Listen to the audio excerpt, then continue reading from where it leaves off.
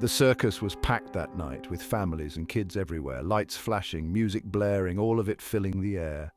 For the clown, it was just another night in costume, moving through the crowd, honking his horn, making balloon animals, acting goofy.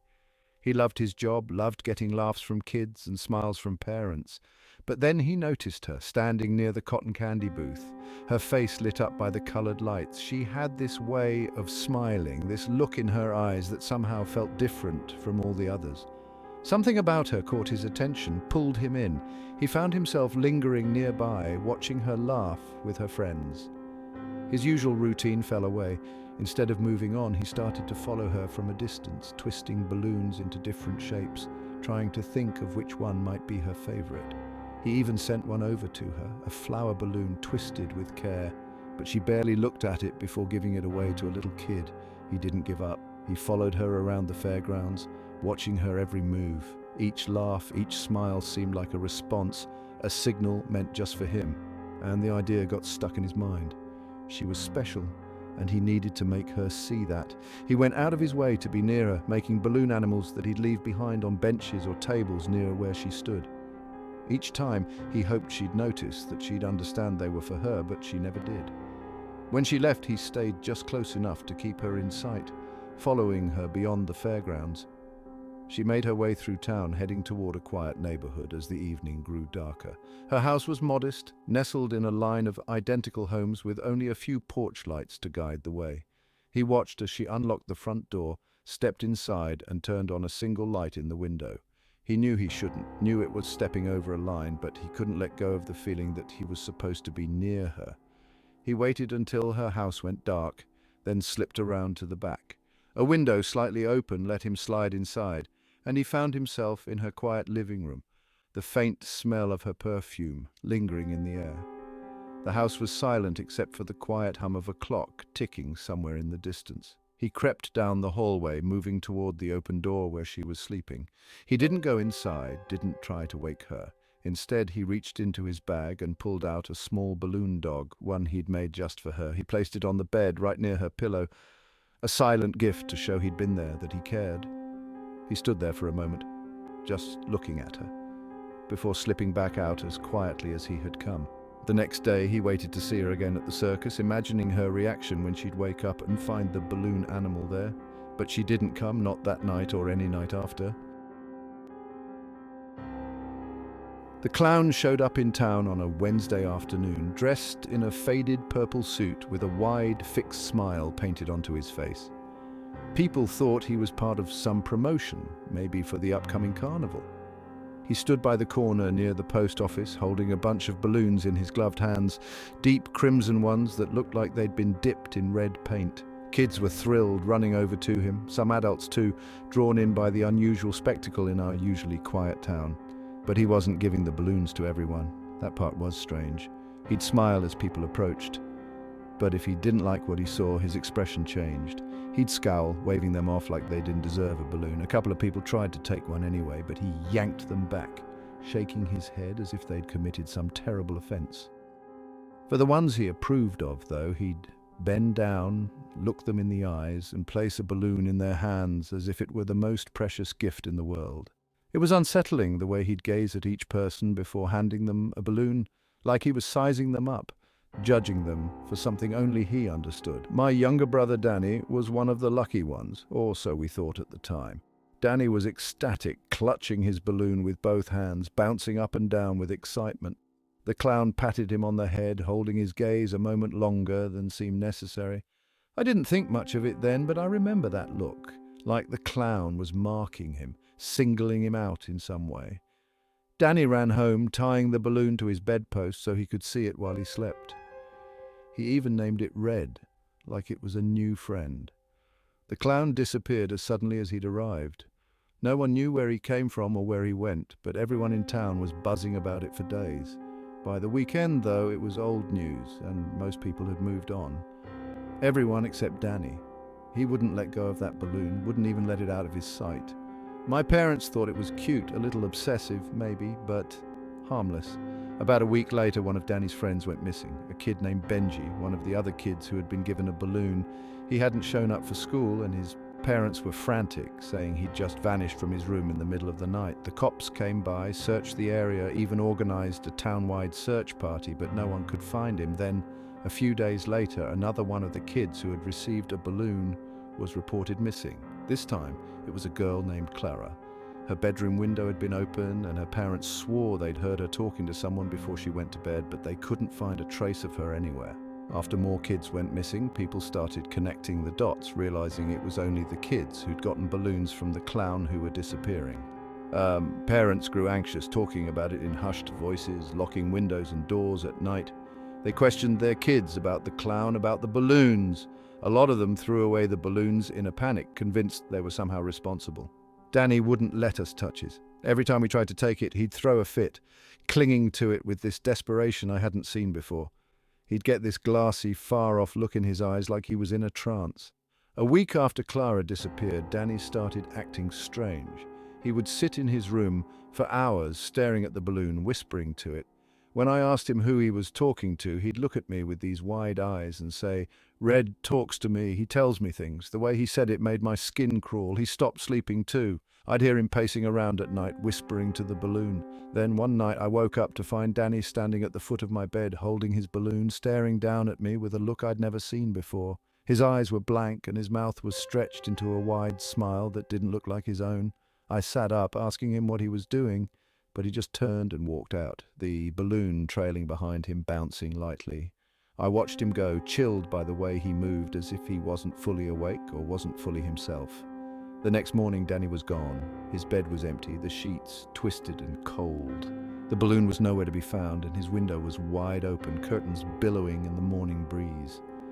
My parents called the police, frantic, but I could tell they already knew he wasn't coming back. It was just like Benji and Clara. No footprints, no signs of a struggle, just gone. Over the next few days, more kids who had received balloons started disappearing. Some vanished from their beds, others from their own backyards in broad daylight. The town was in a full-blown panic, people barricading themselves in, whispering about curses and hauntings, trying to figure out who or what the clown really was. One night, I woke up to a faint tapping sound at my window. Heart pounding, I pulled back the curtain and looked outside. There, on the other side of the glass, was a single balloon, bobbing gently, tied to my window handle. I stared at it, my mind racing, a chill spreading through me. I hadn't been given a balloon by the clown. I wasn't supposed to have one. The next morning, the balloon was gone. I tried to tell my parents, but they didn't believe me, saying I must have dreamed it. It's been a year since Danny disappeared, and the town is still haunted by the memory of the clown. People still talk about it, about the kids who were chosen, who vanished without a trace. Parents are keeping their kids close. Many have even moved away, but I can't shake the feeling that it's not over. Growing up near an abandoned fun fair, you'd think I'd have spent half my life sneaking in there, but it's the kind of place that even the most daring kids avoided. Rusted and creaking, with weeds sprouting through cracked asphalt, it sat on the outskirts of town, fenced off, slowly decaying. Legend had it that the fun fair was built directly on an ancient Native American burial ground, and even now, decades after its closure, people whispered about things that went on there, freak accidents, mysterious deaths.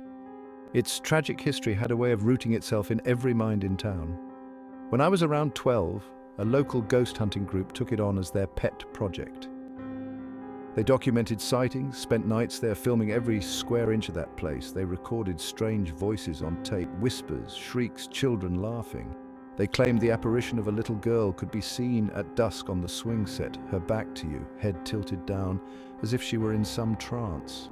Even after the local authorities cracked down and increased patrols, people swore that they hear things in the night coming from the direction of the park. The low hum of carousel music, screams carried by the wind, the rickety clanking of the Ferris wheel. The Ferris wheel was supposedly where the worst of it happened. The story goes that when the fun fair was still in operation, a young boy fell from it, an accident that couldn't be explained no matter how many times the ride was inspected. My dad remembers that day because he was there with his friends riding the bumper cars. He recalls a shrill scream and then silence as everyone froze. The kid had slipped somehow, his fingers barely grasping the edge of his seat before he plummeted. Witnesses said it was as if he'd been pushed. Later, after the park closed, Paranormal investigators claimed that on certain nights you could see the Ferris wheel turning slowly by itself, hear the creak of the seat chains as though they were still bearing weight. The ghost hunters also focused a lot of their attention on the kiddie rides. The swings, a tiny train, and a few teetering slides were all rusty, barely hanging on. Many people reported strange feelings there, and more than a few photos turned up with mysterious shadows and wisps of fog that couldn't be explained. One woman even took a picture of her niece on one of the little horses, only to later notice a pair of translucent hands on her niece's shoulders. Over the years, every kid in town heard about the voices that would supposedly call to you from that area in whispers that rose and fell like a lullaby. One night, a few friends and I, feeling bold and wanting to scare ourselves, decided to sneak into the park. It had been closed down and abandoned for years, but the rumors always pulled us in, daring us to prove or disprove them. We waited until about 1 a.m. before making our way through a gap in the fence. We didn't bring flashlights, only our phone lights, which seemed to die far quicker than usual. As we walked through the empty lot, the first thing we noticed was how quiet everything felt. There were no crickets, no wind rattling the trees, just silence. We started with the swings, all four of us moving as quietly as we could. Right away, I felt like we weren't alone. I don't know how else to put it, but it was as if something or someone was watching from just beyond our sight. The swings themselves were ancient, their chains red with rust and their seats cracked and broken. And then, just as we all stared in disbelief, one of the swings began to move. Not a lot, but enough to make it sway back and forth like there was someone sitting on it, pushing off slowly. My friend muttered something about the wind, but there hadn't been any breeze all night. That's when I thought I saw a shadowy figure in the seat, a small girl, a young girl, her outline faint but unmistakable. The swing picked up speed back and forth, creaking like it was under some sort of strain. None of us moved, almost mesmerized, until my friend broke the silence by snapping a picture. Later, when we checked his phone, there was nothing visible, just an empty swing with a weird, smoky haze around it. After that, we decided to walk to the Ferris wheel, though none of us really wanted to. The closer we got, the more intense the feeling of being watched became. As we reached it, we saw the rusted metal, the seats still hanging and covered in ivy. There was a breeze that night, one of those gentle gusts that make things sway ever so slightly. But something about the way the seat swung looked deliberate, as if the wheel wanted us to come closer. I could have sworn I saw one of the seats at the very top moving, as if a child sat in it waiting to be spun around the arc. One of my friends dared me to climb up and touch one of the seats, so I reluctantly agreed. As I made my way up, I heard a sound from behind, a faint childlike giggle that froze me in my tracks. I tried to brush it off, thinking it was just one of my friends messing around, but their wide-eyed faces told me they'd heard it too. We all stopped and stared as the Ferris wheel creaked, louder this time, a metallic groan as one of the seats turned on its own. We didn't stay long after that. Just as we were about to leave, I glanced back and there she was, the little girl the ghost hunters talked about. She was standing next to the swings, wearing a dress that looked decades old, faded and dirty, her head tilted to the side. She didn't move, didn't look in our direction. She just stood there watching the empty rides, her figure half translucent, as though she were somehow trapped between here and somewhere else. The weirdest part was the feeling that she wasn't alone. Beside her, shadows shifted, tiny figures that looked like they were holding hands, swaying back and forth as if they were waiting for their turn on the rides. I remember feeling a chill that went right down to my bones as I took a step back, my heart pounding. We made it out without incident, but the images of that night haunted me. Over the next few days, we all started having nightmares, vivid ones that felt so real. In them, I was riding the Ferris wheel, stuck at the top, unable to get down, while the little girl waited below. In the dream, I would always see her holding out her hand, and I'd reach down, feeling like if I'd just let her pull me, I'd get off. But every time, I'd wake up before I could touch her hand. My friends stopped talking to me about it after a few days. One of them even claimed he couldn't sleep in his room because he kept hearing a child's laughter coming from his closet. I haven't gone back to the fair since, and whenever I pass it, I get a strange urge to look back, half expecting to see that girl still standing by the swings, waiting for someone else to come play with her. I went to the fair by myself this weekend, just looking to enjoy a night out. Nothing complicated. The place was packed. Kids screaming on the rides, couples laughing, people crowding around food stalls. It was loud, chaotic, and honestly pretty fun. I went on a few rides, got some cotton candy, and wandered around people watching. It felt like a perfect way to clear my head after a rough week. It was maybe halfway through the night when I noticed him. He wasn't doing anything out of the ordinary at first, just kind of hanging out. But then I started seeing him in the background, near the same rides I was on, the same food stalls I'd stop at. He was always just close enough for me to catch him in my view, lingering a little too long. His eyes never left me. I brushed it off, trying to tell myself it was just my imagination. But when I moved across the fairgrounds, taking a turn to a different row of booths, there he was again, standing just off to the side, watching me. It was subtle, but once I became aware of it, the pattern was undeniable. No matter where I went, he'd appear a minute or so later, hovering just out of reach, eyes fixed on me. I thought about leaving, but brushed it off, telling myself he was probably harmless. I wanted one last ride, something slow to end the night, so I went to the Ferris wheel. The line was short, and the thought of a calm ride up into the night sky sounded perfect. I handed over my ticket and got into one of the cars, leaning back to enjoy the view as the ride filled up.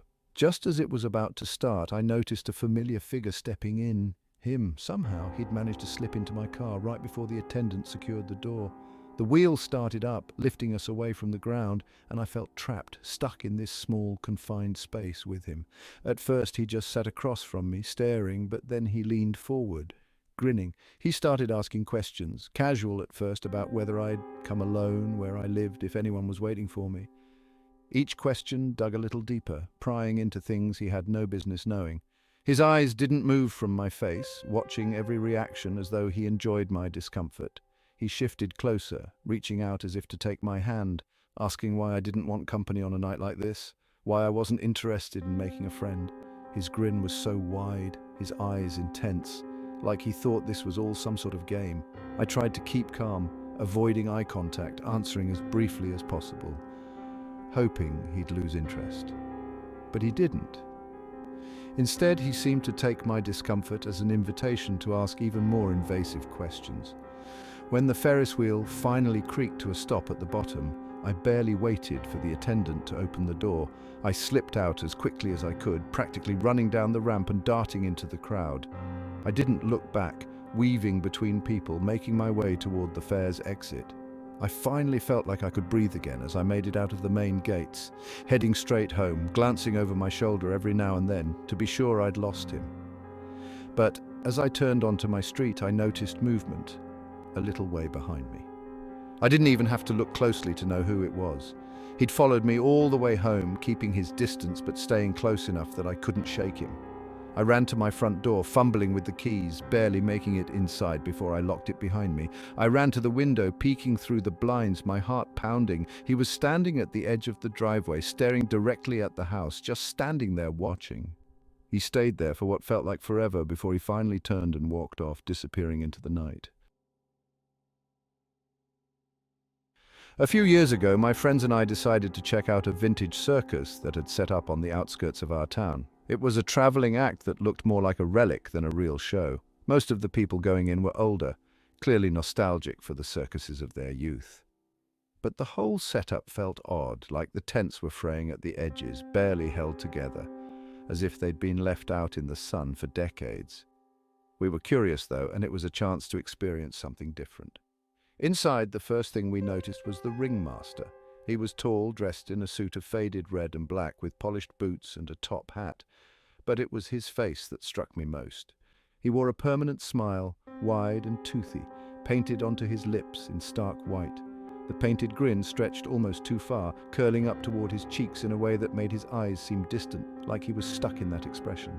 Throughout the show, he was always there, hovering just outside the ring, silently watching the performances. He barely moved, arms crossed, his smile never fading. It didn't take long for the audience to start whispering about him. Some people said he didn't blink, that his eyes stayed fixed on the crowd even when he wasn't looking directly at them. I started to feel like he was always watching us, even when we looked away. As the show went on, acts came and went. The clowns had a frantic energy, tumbling in awkward patterns and never quite landing their jokes. The acrobats moved stiffly, their faces pale under the circus lights, almost as though they weren't entirely aware of the audience around them. But it was the ringmaster who pulled my attention back. Again and again, his frozen grin seeming to grow wider every time I glanced his way. He'd tilt his head ever so slightly, as though listening to something only he could hear. When the main acts ended, he stepped forward, welcoming everyone to explore the sideshow tents. He called out for everyone to meet the real stars of the show. His voice was low, rich, and it carried in a way that made it feel like he was speaking directly into each person's ear. As we moved toward the tents, I felt a strange twinge of something I couldn't quite place, like we'd just crossed a line we weren't meant to. The sideshow tents held the usual oddities, contortionists, a bearded lady, and various strange animals that looked more like taxidermy than real creatures. The displays had an eerie quality, almost like each performer was trapped, stuck in a loop they couldn't break free from. They performed with deadened eyes, faces slack, almost mechanical in their movements, each one glancing toward the ringmaster, as though waiting for approval or permission. Then we found the Hall of Mirrors. Inside, the mirrors were covered in dust, casting a murky reflection that distorted everyone's features. As I walked past each one, I noticed that my own reflection was off. Subtly at first, but more obvious with each step. My eyes looked sunken, my mouth stretched in an odd curve, but it was the last mirror that stopped me cold. There, reflected behind me, was the ringmaster, standing just a few feet away. He wasn't in the room, but his image was clear as day, his face twisted in that same painted smile. His eyes in the reflection looked directly at mine, almost hungry.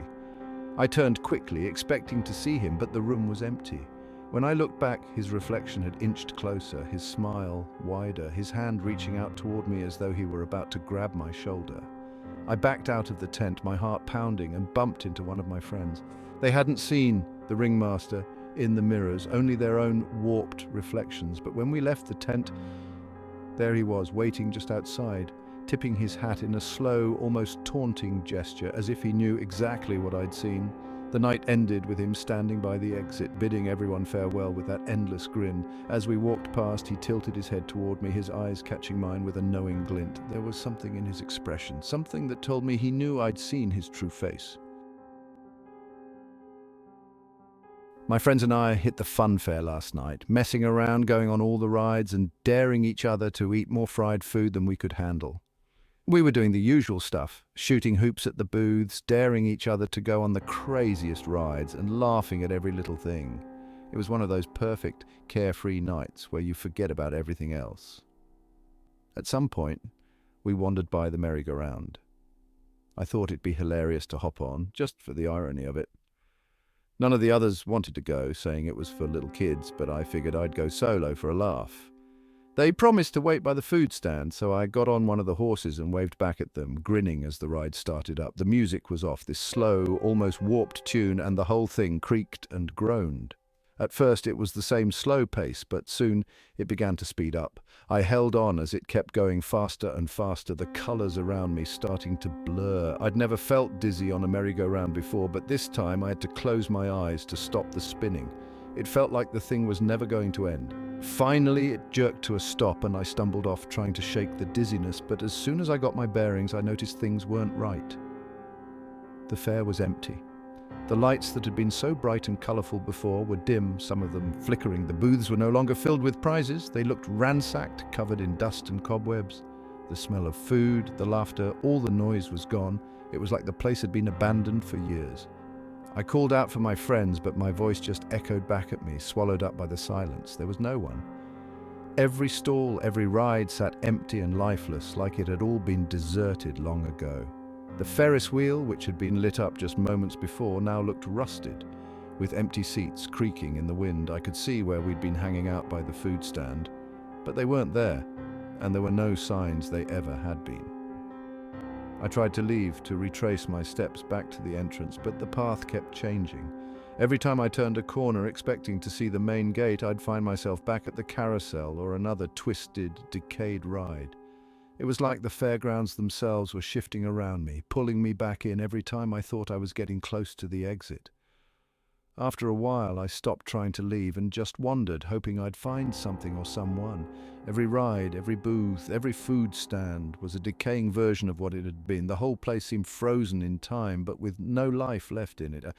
I couldn't shake the feeling that I wasn't entirely alone. There were moments I thought I saw shadows out of the corner of my eye, flickers of movement, but when I turned, there was nothing there, just empty stands and dead rides, all still and silent. Hours must have passed, though it was hard to tell time. My phone wouldn't work. It was stuck on the last message I'd sent to my friends. I don't know how many times I circled the fairgrounds, looking for some way out. But no matter where I went, I'd always end up back at the carousel, that broken-down horse staring at me, frozen in a twisted pose. I'm still here, wandering. The fair is quiet, like it's sleeping, waiting for something. Every now and then, I think I hear a faint laugh or the sound of footsteps behind me, but when I turn, there's only empty stalls and broken rides. It's like the fair has swallowed me, trapping me in this ghostly, endless maze. If anyone reads this, don't go near the merry-go-round. And if your friends try to leave, don't get left behind. It was a cool October night when my friends and I decided to check out the traveling fair on the outskirts of town. We'd been friends since middle school, and haunted houses, corn mazes, and Halloween fairs had always been our thing. The fair had everything: bright lights, neon signs, music blaring from all directions. But what really drew us in was the House of Mirrors. I can't explain why we all felt so hyped about it, but something about that tent with its faded carnival colors seemed to call to us, like it was promising some new thrill we hadn't tried before. We paid for our tickets and entered together, sticking close. It was funny at first, all of us goofing off, making faces in the warped glass and laughing at how ridiculous we looked. The path twisted sharply in all directions, a maze of mirrors that made it hard to keep track of where anyone was. I'd look away, then back, and suddenly my friends' faces were reflected from 3 different directions, all of them stretched and twisted into strange shapes. Eventually we split off, weaving around the bends, calling each other's names and laughing when someone would pop up somewhere unexpected. It was exhilarating, darting between mirrors, trying to lose each other, getting turned around again and again. I remember at one point I saw my friend Lisa up ahead waving at me. I chased after her, but when I turned the corner she was gone, replaced by endless reflections of myself stretching down the hall. I assumed she'd doubled back, but I couldn't hear her anymore. I called out, expecting her laugh to echo back to me, but it was quiet and something about that silence felt wrong. Still, I figured they were all hiding, trying to give me a jump scare, but then one by one the echoes of laughter and footsteps faded until it was just me. I saw someone ahead, back turned, in a long, narrow hallway of mirrors. I called out, but there was no response. When I ran up to where they'd been, I found myself staring at a dozen of my own confused reflections. I retraced my steps, thinking I must have missed them, but the paths didn't make sense anymore. No matter where I turned, I was faced with my own distorted face, my own uneasy smile staring back at me. Every so often I'd catch a glimpse of a friend's reflection in the corner of my eye, but when I turned to look, they weren't there. Panic started to creep in as I tried every path over and over, calling out their names. But each time I rounded a corner, I found myself right back where I started, with the same warped mirror versions of myself staring back. My heart raced as I walked faster, scanning every path, expecting my friends to pop out, laughing and calling it a joke. But there was only silence, stretching and pressing around me in the narrow hallways. At some point, I don't know how long I'd been in there, I caught sight of an exit sign. I don't remember making my way out, but I stumbled into the open air, breathing in cool, fresh air, my heart pounding. I stood there for a while, catching my breath, expecting my friends to come out after me, but they never did. I waited and waited, calling their phones, circling the tent. Eventually I went to the staff, but they didn't seem to take me seriously, saying no one else was inside and the place was closing down for the night. The whole town and the police have searched every bit of the fair and found no trace of them. The next day the fair had gone, packed up overnight like it had never been there. When my little brother first started talking about his friend Blinky the Clown, I brushed it off. He was 4, and kids that age invent imaginary friends all the time, right? At first it sounded normal. He'd tell us that Blinky wore bright yellow overalls, a red polka-dotted shirt, and had one of those old-fashioned clown hats with a floppy pom-pom on top. My brother would go on and on about how funny Blinky was, how he'd juggle invisible balls and make silly faces just to make him laugh. It seemed harmless. But over the next few months, things started to get weird. My brother spent more and more time playing with Blinky, disappearing into his room for hours, talking in whispers that would grow louder until he'd start laughing. One night, I peeked in and saw him sitting cross-legged on the floor, staring intently at an empty corner. His eyes didn't move, just stayed locked on this one spot as he'd giggle every few seconds. When I asked him what he was doing, he just shrugged and said he was watching Blinky do tricks. That look on his face, he was mesmerized, like he was really seeing something there that the rest of us couldn't. At some point, my brother started talking about things that Blinky wanted him to do. Small stuff at first, moving toys around, hiding my parents' keys. It was annoying, but I figured it was just a phase, but then he started blaming Blinky for doing more destructive things. One morning we found all the plates in the kitchen smashed on the floor. My brother said Blinky thought it would be funny to see the pieces scatter, to hear the crash, and we didn't believe him. Thought he was acting out or just testing boundaries. Soon, he wasn't so keen to play with Blinky anymore. He tried to spend time with us instead, getting quiet whenever Blinky came up in conversation. It seemed like he was scared, but he wouldn't say it outright. I think he didn't want Blinky to hear. He even started waking up at night crying, saying Blinky was mad at him for not listening, for not doing what he was told. My parents just chalked it up to nightmares, but I could tell it was more than that. One night I heard him whispering in his room, sounding desperate, as if he were pleading with someone. I crept over to listen, pressing my ear against the door. He kept repeating that he didn't want to play that game, that he was scared. Then he started crying. I barged in, asking what was going on, and he just looked up at me with wide, terrified eyes and whispered, "Blinky wants me to hurt you." I slept with my door locked that night. Things spiraled after that. My brother would have these outbursts, saying Blinky was following him, hiding in the shadows, staring at him. He said Blinky's face was changing, that his smile was getting wider, that his eyes were big and red. He described it like Blinky was constantly grinning at him, showing too many teeth. I kept telling him Blinky wasn't real, but he'd just look at me with this haunted expression and say, "He's real for me." He started acting strange around mirrors too, like he was scared of them. He said Blinky would peek out from the other side, making faces, that he'd see Blinky's face instead of his own sometimes.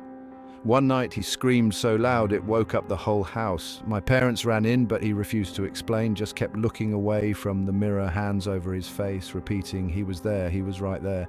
Then one day he came into my room with this look of pure panic. He told me that Blinky didn't just want him to do things to us anymore. Blinky wanted him to hurt himself, to show his loyalty. I could see he was genuinely terrified. I tried to comfort him, telling him Blinky wasn't real, but he just looked at me with these empty eyes and whispered, "He's more real than you think." It all came to a head last week. I was doing homework in my room when I heard a thump from the bathroom down the hall. I went to check, thinking maybe he'd slipped or something. I found my brother standing in front of the mirror, staring at his reflection, his eyes vacant. He'd cut a line across his arm. Not deep, but enough that it was bleeding. I froze, unsure what to do, and that's when he looked at me in the mirror, not directly, just through our reflections, and said, "Blinky said if I don't listen, he'll come after you next." I grabbed him, pulled him out of the bathroom, and sat him down with my parents. They finally agreed to take this seriously and said they'd get him help, that we'd try to get rid of Blinky. But my brother just kept shaking his head, saying, "You don't understand, Blinky doesn't leave." After that night, he stopped mentioning Blinky altogether. He was quieter, wouldn't even look in the direction of the bathroom or any mirrors in the house. I thought maybe he'd finally gotten over it, that maybe talking to our parents had helped somehow. But last night I heard him whispering in his room again. I crept over, listening through the door, hoping he was just having a normal conversation with himself. Instead, he was talking to Blinky again, sounding resigned, like he'd accepted whatever Blinky had been demanding of him. Then he said, "I'll do it." I haven't slept since. He's been quiet all day, barely touching his food, not meeting my eyes.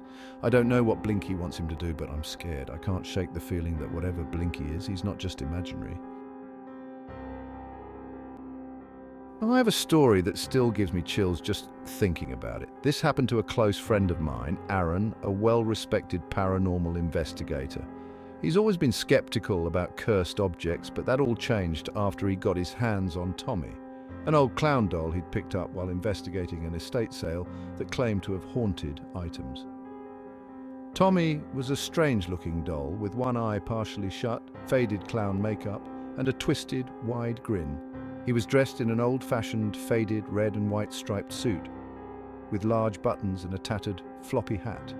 Aaron laughed it off at first, thinking it was just another creepy doll someone wanted to get rid of, and he planned to use it as a kind of showpiece for his collection. But the strange occurrences started almost as soon as he brought Tommy home.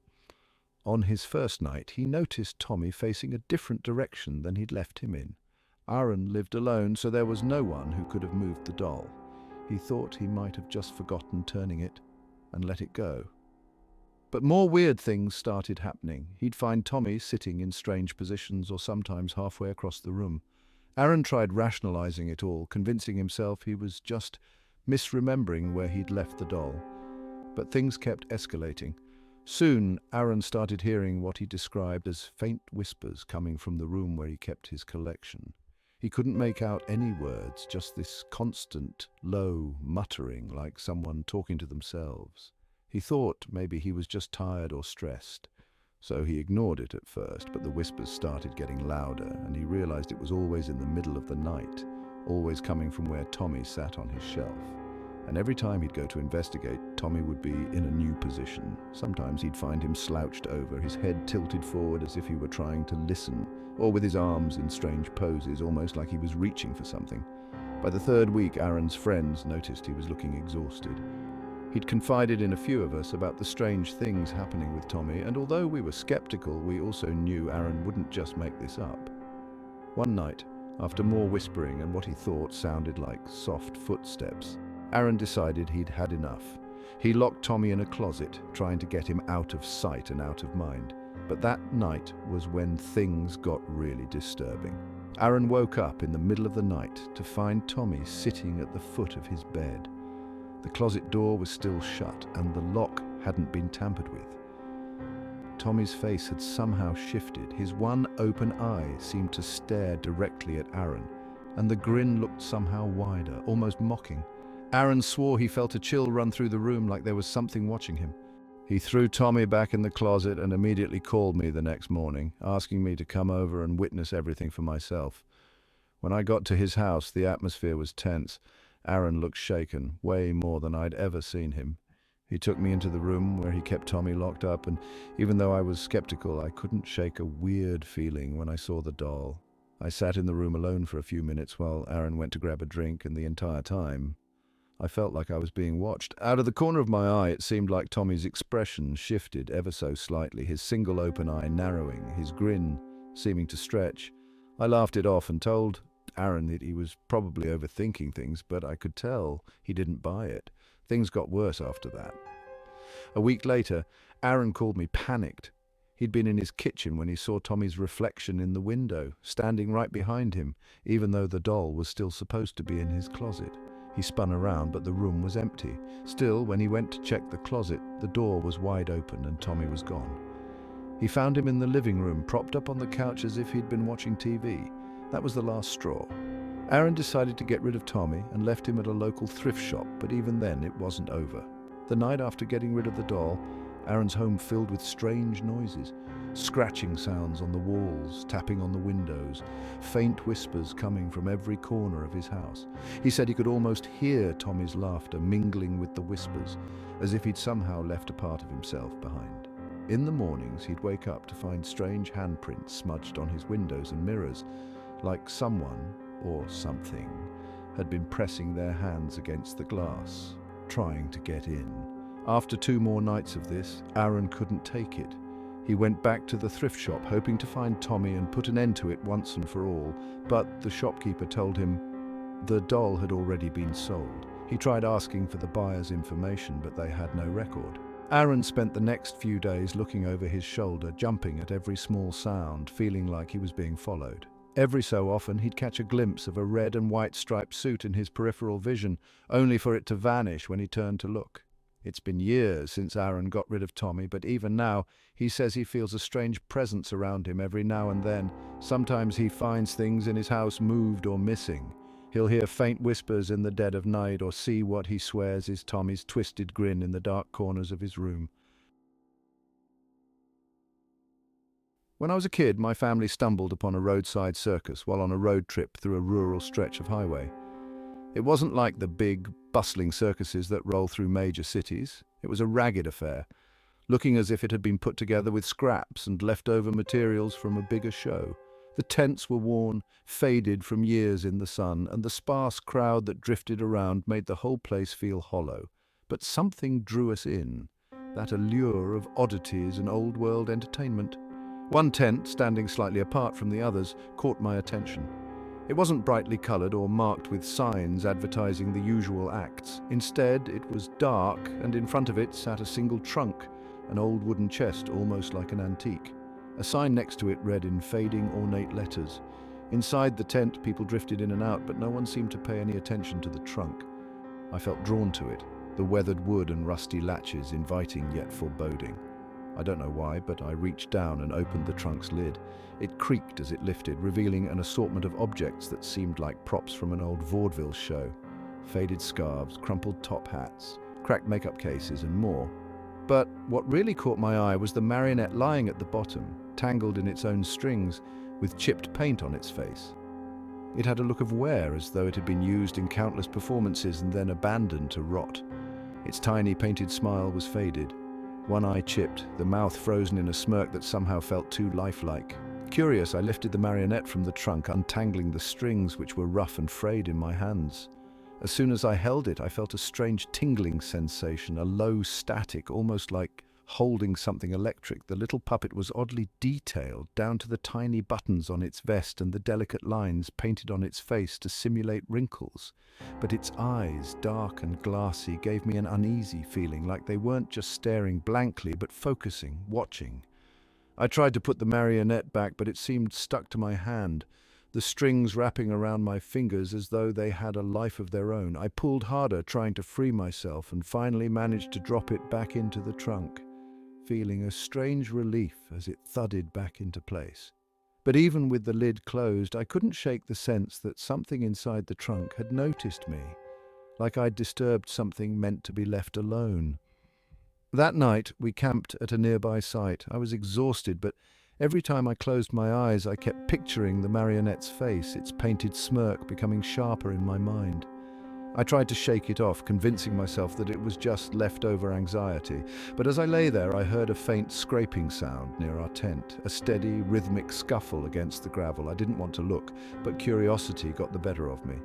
Peeking out from the flap, I saw a shadow, a small, twisted form crouched low, barely visible in the dim light. It moved slowly, almost shuffling, its head cocked at an angle, like it was looking for something. The next morning I tried to tell my parents, but they brushed it off, saying I'd had a bad dream. I wanted to believe that too, but when we returned to the circus the next day, the tent with the trunk was gone. In its place was just an empty patch of ground, as though it had never been there in the first place. Over the years, I thought about that marionette, about its painted smirk and the strange feeling I'd had when I held it, but eventually I pushed it to the back of my mind, chalking it up to a childhood scare, that is, until a few months ago. I was at an estate sale, browsing through an assortment of antiques when I saw it, a familiar trunk sitting in a corner, dusty and faded, but unmistakable. It even had the same sign next to it, for the brave and the curious. This time I didn't open it, but as I turned to leave, I felt a pull, like the trunk was calling out, reminding me. The feeling stayed with me, creeping into my dreams. And sometimes late at night I swear I hear that faint rhythmic scuffling just outside my window. When I was younger, a small circus would roll into town every fall, setting up a little fairground that felt like it had stepped straight out of a twisted storybook. Among the usual attractions of clowns, magicians, and acrobats, there was always one figure that stood out. A clown who only made balloon animals. He looked out of place even at a circus. Tall and gaunt, he wore faded, oversized clothes and had the most unusual face paint, 2 empty, dark circles around his eyes and a wide, slack grin painted in deep red that curved a little too far around his cheeks. The clown was silent, his expression fixed as he twisted balloons into strange animal shapes. He never laughed or tried to entertain like the others. His job seemed to be standing just outside the tent, holding a bundle of those bright balloons, his gaze fixed somewhere beyond anyone's line of sight. The animals he crafted weren't the usual dogs and giraffes either. They looked twisted, more like odd caricatures of real animals with elongated limbs, strange snouts and bulging eyes. Something about them seemed off, not in a funny way, but in a way that made people steer their kids away from him. I was curious though, and one evening I lingered by his stand, hoping for a closer look. Without a word, he handed me a balloon. It was shaped like a cat, or at least it looked vaguely like one, but its back arched in an exaggerated curve, mouth stretched in a snarl that looked far too fierce for a balloon animal. I thanked him out of habit, though he barely seemed to notice, his dark, empty eyes fixed on me only for a brief, uncomfortable second. As I walked away, I felt a slight shudder through the balloon, a tiny vibration that I brushed off as a trick of the wind, but the longer I held it, the more I noticed tiny details that gave me chills. The balloon seemed textured, almost like fur, but it was so subtle that I thought I was imagining it. I tried to shrug it off, but when I looked at it again under a street lamp, its expression looked sharper, more distinct, like it was studying me. That night, I kept it in my room, propped up on a chair. I don't know why I didn't just throw it away, but something about it fascinated me, even as it unsettled me. Around midnight, I woke up to a faint creaking sound coming from the corner of my room. My eyes adjusted to the dark and I could make out the balloon sitting where I'd left it, but it wasn't quite the same. Its shape seemed different, more defined. The twisted snout appeared longer, its eyes narrower, as though it had shifted while I slept. I blinked, half asleep, trying to convince myself it was just a trick of the shadows, but as I stared, the balloon seemed to twitch, almost like a shiver running through it. It was then that I noticed something peculiar. The faintest sound, like a heartbeat, pulsing from inside the balloon. It was rhythmic, steady, soft enough that I could almost ignore it, but it was there. The following day I decided to pop it, but every time I reached for it, an odd hesitation washed over me, a strange reluctance I couldn't explain. I convinced myself that I could keep it a bit longer. After all, it was just a balloon. But over the next few days, it changed subtly, the snarling face seeming to shift more and more into something vicious. Its legs were bent as if crouching, and the eyes looked sharper, predatory. The balloon had also taken on a strange feel, not quite soft, but resistant, like pressing into something firm and cold. One night, I woke up to find it no longer on the chair, but sitting upright on my bed, inches from my face. I hadn't moved it. My door was locked and I was alone. The balloon cat was now larger, its shape grotesque, the snarling face even more detailed than before. I froze, barely able to breathe, watching as it seemed to tremble ever so slightly, almost as though it was breathing. In a panic, I grabbed a pin from my nightstand and stabbed it. The balloon burst, but instead of deflating with a simple pop, it seemed to sigh, a long, faint hiss that filled the room. For a brief second, I thought I felt something brush against my hand, cold and quick, like a sliver of ice, before it evaporated into the air. After that night, I couldn't shake the feeling that something was still with me. In the days that followed, shadows seemed to dart at the edges of my vision, low and cat-like, but gone when I turned to look. And sometimes, in the middle of the night, I'd hear that faint heartbeat pulsing from somewhere nearby, as if the balloon spirit had somehow outlived its shape. The next fall, the circus came back. The balloon clown was there again, standing at his post, the same painted grin and vacant stare. This time I stayed far away, watching as he crafted those twisted animals for a new crowd.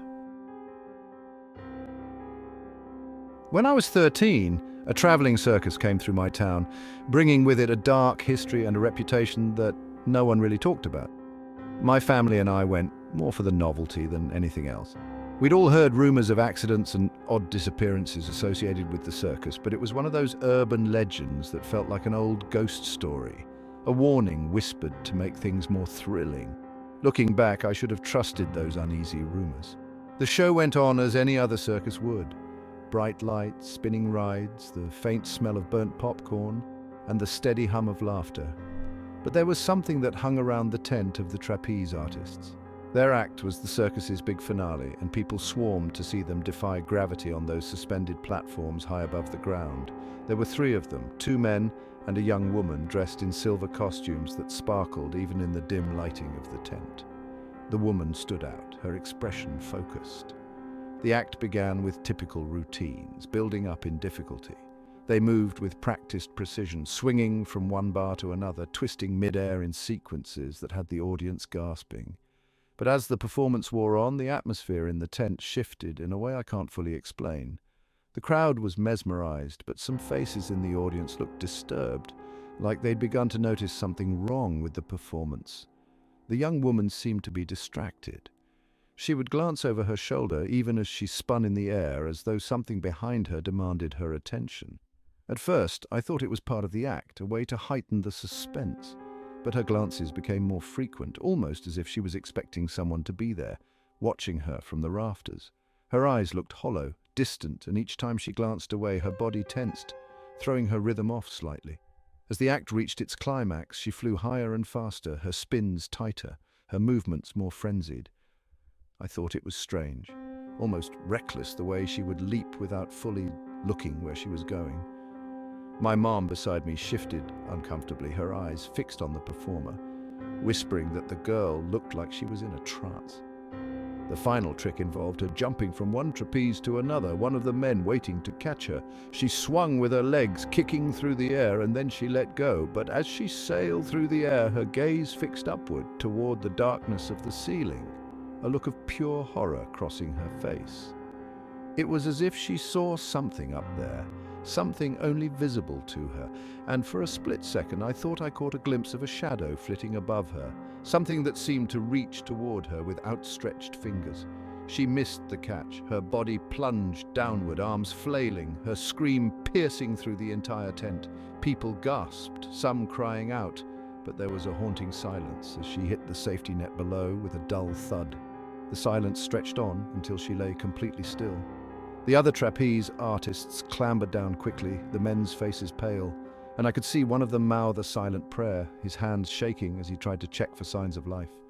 But here's where things get strange. When they carried her off, something odd happened with the spotlight that had been on her.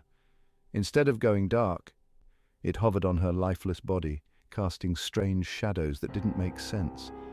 It looked almost like hands reaching down, fingers extended toward her from above. People whispered, shifting uncomfortably, watching as the spotlight refused to dim, its beam hanging stubbornly on her until she was out of view.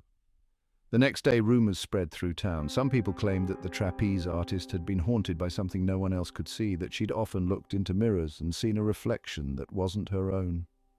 There were whispers of an old curse attached to the circus, tales of performers who'd claimed to see shadowy figures high above the tent, their eyes locked on them mid-performance, expressions dark and twisted, like reflections in a funhouse mirror. A few weeks after the circus left town, I overheard a conversation at the local diner. A group of older people were talking, claiming they'd seen the circus perform before, years ago, in another town. They said a young woman had fallen from the trapeze in that show too, and that her body had never been recovered. The details matched so closely that a chill ran through me, making me wonder if I had somehow watched the same act play out decades later, doomed to repeat itself. We took a family trip last summer to a place my parents had found online, a circus-themed hotel, perfect for my younger siblings who were big into clowns, acrobats, and the whole circus aesthetic. It seemed innocent enough at first, a little quirky maybe, but mostly just meant to be fun. From the outside, it looked like any other mid-sized hotel, except for the giant marquee sign over the entrance that flashed Circus Paradise. Clown faces and carnival lights lined the building, a large red and white striped awning stretched over the doors, and there was a faint sound of carnival music echoing around the entrance. The second we walked inside, the lobby was packed with color. Polished floors, vintage circus posters, and of course clowns. They were everywhere. It seemed like this place was all about the clown theme, with real clowns wandering around the lobby, waving and performing little tricks, handing out balloons. Everything from the check-in desk to the lounge was decorated like an old-school big-top circus, complete with fake popcorn machines and striped tents over the reception areas. The clowns were well made up, realistic, but their costumes were worn down, as though they'd been used for years. The whole atmosphere was geared to be nostalgic, but my older sister found it creepy right away, especially the way some of the clowns seemed to stare too long before they go back to their tricks or take their silent seats in the corners. When we reached our room, it was circus-themed as well. The wallpaper was striped red and white with little clown faces scattered throughout. There were clown figurines on the shelves, porcelain ones with painted-on smiles and glassy eyes. A large painting of a clown holding balloons hung over each bed. It was a lot. But we were all excited, and my siblings quickly got caught up in the carnival vibe, each of us picking out beds and settling in. My parents thought it was adorable, so we went with it. Over the next few days, we enjoyed the usual stuff, swimming in the pool, eating in the hotel's circus-themed restaurant, where even the waiters were dressed as clowns, and watching the nighttime performances in the lobby, which were just low-key skits and some face painting. They had a dedicated kids' room where kids could play with circus toys and pretend to be clowns. But by the third night, my younger brother, who's usually the most laid-back kid I know, started complaining that the decorations in our room were moving around. At first, we didn't believe him. We figured he was trying to scare us, but he got frustrated and swore he wasn't lying. I tried to reassure him, even rearranging the clown figurines to show him they weren't alive, but he just looked at them with this strange fear in his eyes. My sister started joking that maybe they were out to get him, and my brother got upset, begging her to stop. That's when I started to take it seriously, because he'd never been that genuinely scared before. The next night, I woke up around 2 a.m. to a low chuckling sound. I thought it was coming from my brother or sister's bed, but when I got up to check, they were both fast asleep.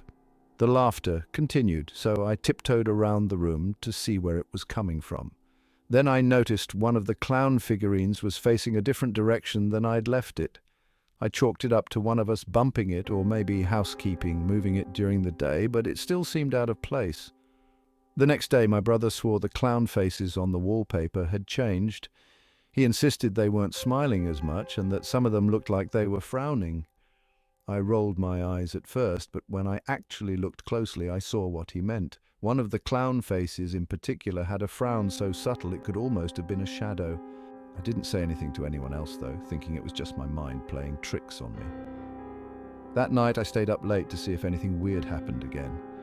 Just as I was about to drift off, I heard the laughter again, soft at first, but then growing louder, like it was circling our beds.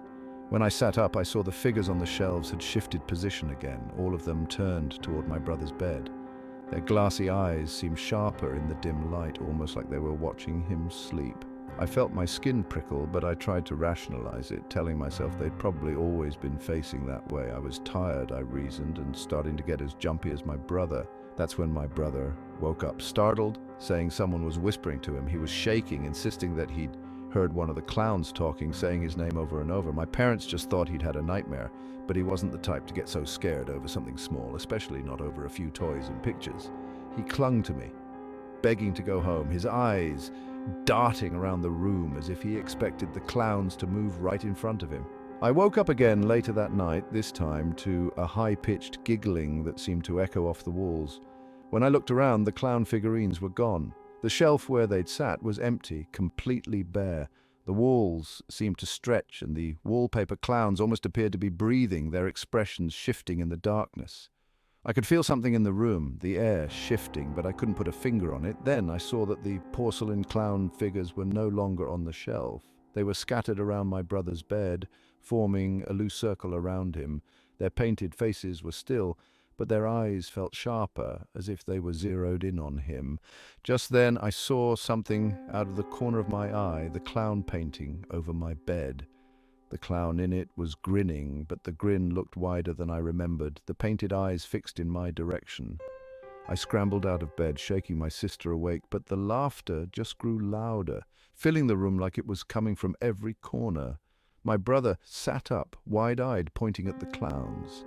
He whispered that they were trying to take him somewhere, that they wanted him to join them in their circus. I didn't understand what he meant, but he was pale, shaking, and wouldn't look away from the clowns. In a panic, I turned on all the lights, hoping it would chase away whatever was happening. My parents rushed in, confused, but when I tried to explain, they brushed it off, saying we were just getting too caught up in the spooky theme of the hotel. They told us to go back to sleep, but I knew there was something real in that room. My brother wouldn't let go of my hand that night, and neither of us slept. We left the hotel the next morning and none of us spoke much on the drive back. My brother wouldn't talk at all. He just stared out the window, clutching a small clown doll that I hadn't seen him with before. He swore he didn't take it, but it looked just like the figurines from our hotel room, with the same wide smile and glazed eyes. We tried to throw it away at a rest stop, but somehow it ended up back in his lap. Since then, things haven't been the same. My brother's been quiet, withdrawn. Sometimes, late at night, I hear him laughing softly in his room, the same high-pitched giggle that we heard in the hotel. When I ask him what's funny, he just says the clowns are telling him jokes, and that one day he's going to go back to their circus. I don't know what happened at that hotel, but I know it changed something in him. Back in the 80s, there was this small circus that set up on the outskirts of my town every summer. It was nothing big, just a few tents and trailers, but for a small town, it was the highlight of the season. Kids begged their parents to go, teens treated it like a hangout, and families made it a tradition. But one summer in 1983, everything changed. That year's opening night ended in a fire so devastating that it's still all people talk about when the anniversary rolls around. The story goes that the fire broke out during the evening show. The tent was packed. Families, kids, the elderly, all crammed under that canvas roof, watching the acrobats and performers. No one knows how it started, but when it did, the flames spread faster than anyone could have imagined. People were screaming, tripping over each other to escape, but the exits were clogged in the chaos. By the time the fire department arrived, the tent was gone, along with many of the people inside it. Official reports say 7 people died, but locals say the real number was closer to a dozen. After that tragedy, the circus never came back and the grounds became an eerie spot. Nothing would grow there, just bare dirt and patches of scorched earth. It sat untouched for years, until sometime in the 2000s when a company decided to reopen the area as a circus-themed amusement park, probably hoping to capitalize on its history. The strange thing is, they leaned into the tragedy, built a haunted funhouse as a nod to the rumors about the fire's lingering spirits, even using circus motifs everywhere as if it was a tribute. They hired seasonal staff to run the park, mostly high school kids and young adults. My friend Nate worked there one summer and he told me some seriously creepy stuff went down.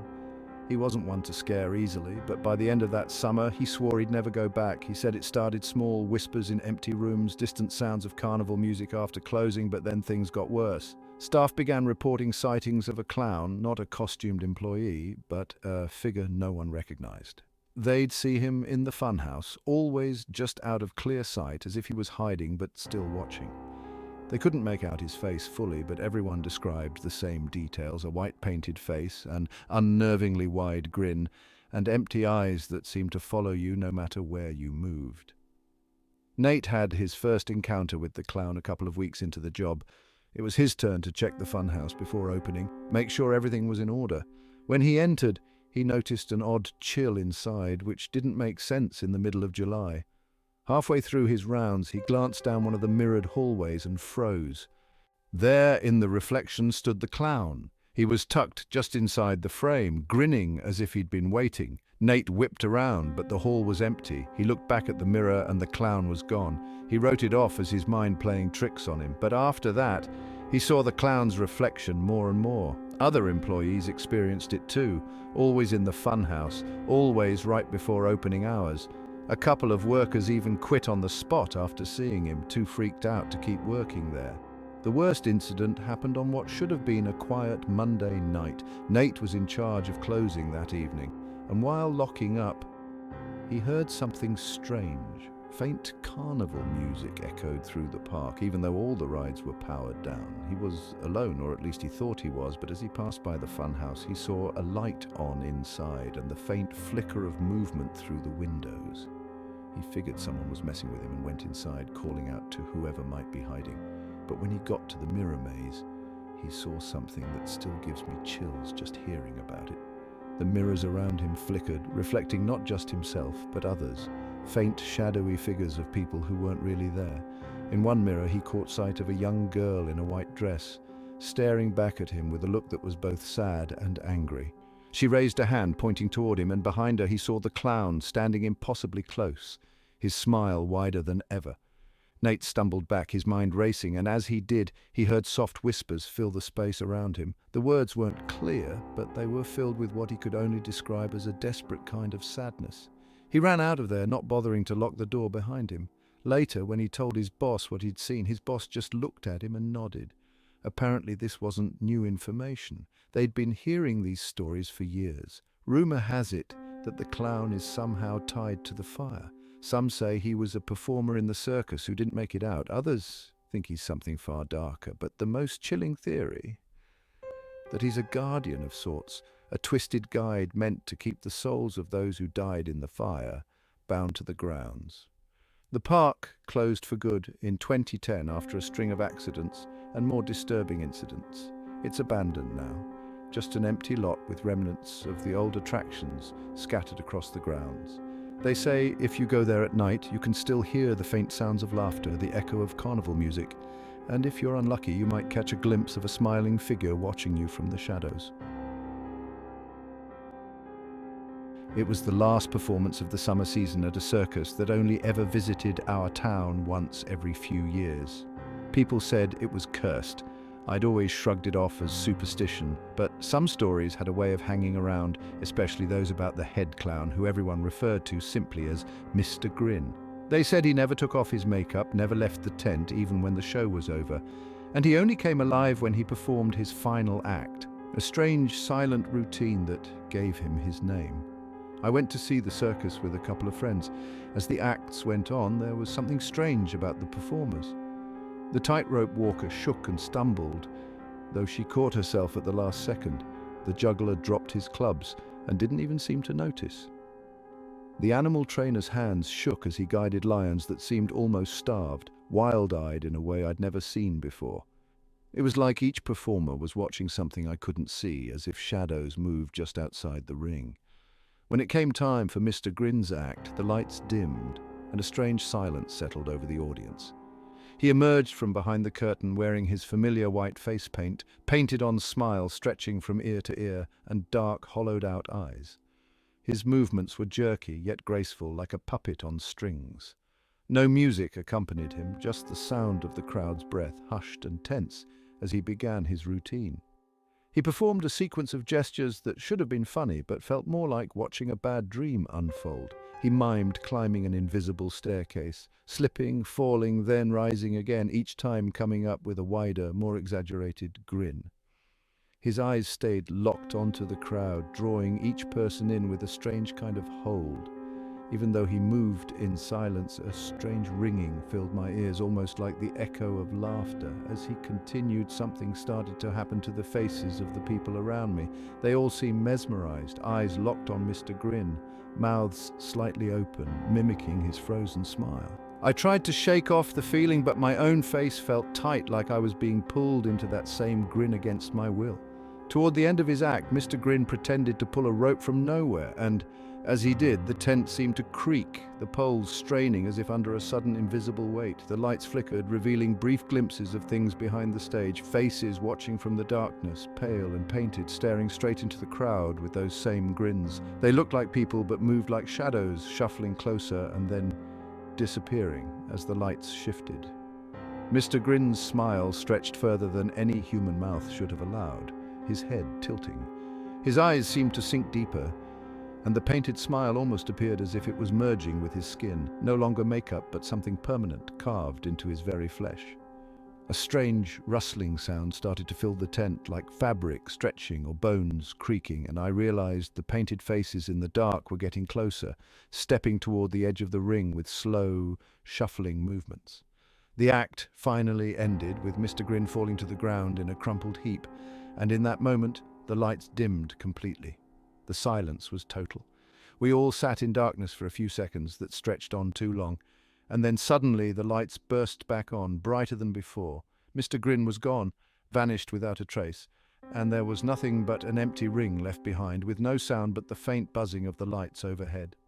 The audience stayed seated, as if they'd forgotten they could leave. People blinked around, dazed, looking lost, some with wide grins still fixed on their faces, like they'd forgotten to let them go. One by one, we all shuffled out, but as we left, there was an uneasy silence that followed us. No one spoke, as if the performance had taken something out of us, something we couldn't quite name. The circus left the next day, and people say they saw shadows moving in the early hours, figures that looked like Mr. Grin and his pale audience standing just at the edge of town.